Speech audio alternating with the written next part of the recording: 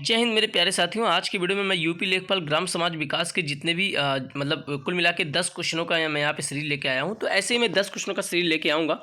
तो आप बिल्कुल इस वीडियो को देखिए, क्योंकि इस वीडियो में मैं आपको वही क्वेश्चन सॉल्व कराऊंगा जो क्वेश्चन आ चुके हैं। इसके अलावा जो क्वेश्चन हूबहू बिल्कुल आने की संभावना भी है। तो आप इस प्रश्न को सॉल्व करके आप अपने ग्राम समाज विकास की तैयारी को अच्छी तरीके से बेहतर बना सकते हैं। चलिए स्टार्ट करते हैं।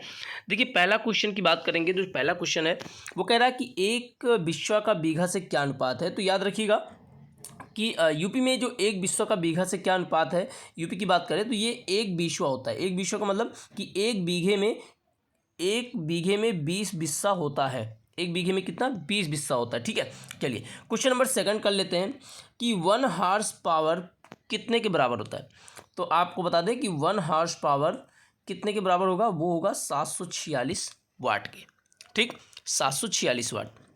क्वेश्चन नंबर थर्ड है कि 1 एकड़ कितने वर्ग गज के बराबर होता है। देखिए, यहाँ पे 1 एकड़ की बात किया है। ठीक है, 1 एकड़ कितने वर्ग गज के बराबर होता है। तो 1 एकड़ जो होता है वो 4840 वर्ग गज के बराबर होता है। ठीक है, अगर आपसे पूछता कि एक बीघे में कितने, एक बीघा बराबर कितने गज के होता है, तो आपको बता दें वो होता है 3000, लेकिन यहाँ पे 1 एकड़ पूछा है, इसलिए 1 एकड़ जो होगा वो 4840 वर्ग गज के बराबर होता है। चलिए क्वेश्चन नंबर 4 की बात कर लेते हैं। एक गज बराबर होता है, तो एक गज बराबर होता है, तो आपको बता दें एक गज में 0.91 मीटर होता है, यानी 1 मीटर से कम। ठीक है, ऐसे भी कह सकते हैं 1 मीटर की बात करें तो 100 सेंटीमीटर होता है। तो यहाँ पे कितने 91 का मतलब ऐसे जान लीजिए 91 सेंटीमीटर हटे, या तो आप इसको जो है आप सीधे 91 में, अगर आपको सेंटीमीटर में करना है, एक गज में कितने होंगे, एक गज में कुल मिला के 91 सेंटीमीटर। लेकिन अगर आपको मीटर में बताना है तो एक गज में 0.91 मीटर होता है। चलिए क्वेश्चन नंबर 5 की बात कर लेते हैं। एक जरीब कितने गज के बराबर होता है। तो आपको बता दें एक जरीब आपका 55 गज के बराबर होता है। एक जरीब आपका 55 गज के बराबर होता है। क्वेश्चन नंबर 6 की बात कर लेते हैं।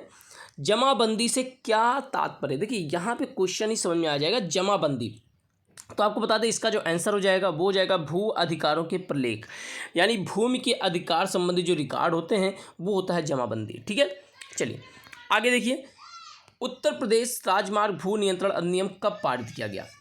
तो इसका आंसर क्या हो जाएगा, तो इसका आंसर हो जाएगा आपका 1945। याद रखिएगा कि पारित किया गया 1945 को, लेकिन जो लागू हुआ वो 1946 को लागू होता है ना, 1946 को। तो जो राजमार्ग यानी यूपी राजमार्ग भू नियंत्रण नियम 1945 को पारित होता है, जबकि 1946 को ये लागू हुआ। चलिए क्वेश्चन नंबर 8 की बात कर लेते हैं। उत्तर प्रदेश में एक वर्ष में न्यूनतम कितने ग्राम सभा की बैठकें होना चाहिए। यानी अगर मैं बात करूं तो ग्राम सभा में कम से कम कितनी बैठक होना चाहिए। तो आपको बता दें 2 बार, यानी एक वर्ष में 2 बार बैठकें होनी चाहिए ग्राम सभा लेवल पे। ठीक, चलिए अगली बात करते हैं। खसरा खतौनी कौन तैयार करता है। तो देखिए, खसरा खतौनी यहाँ पे मैंने कुछ जो क्वेश्चन है वो कुछ इस तरीके से दिया है कि थोड़ा सा कन्फ्यूजन होगा। देखिए, इसमें क्या है कि जब बात आती है खसरा और खतौनी, तो आप इतना याद रखिए कि खसरा खतौनी या तो लेखपाल तैयार करता है या तो पटवारी। ठीक है, ये आपको याद रखना है, पटवारी या लेखपाल। तो आपको ये कानूनगो नहीं, कानूनगो इसलिए क्योंकि कानूनगो जो होता है वो लेखपाल से बड़ा होता है। तो इस चीज़ को आपको ध्यान देना है। ठीक है, लेखपाल या पटवारी हो जाएगा इसका आंसर, लेखपाल या पटवारी। क्वेश्चन नंबर 10 की बात कर लेते हैं। भूमि की पैमाइश का कार्य कौन सा विभाग करता है। तो देखिए, अभी क्या होगा कि भूमि की पैमाइश की बात आती है तो भू प्रबंध विभाग, तुरंत लोग इस पर टिक कर देंगे, जबकि ये गलत है। नहीं, भूमि की पैमाइश का कार्य जो है वो राजस्व विभाग करता है।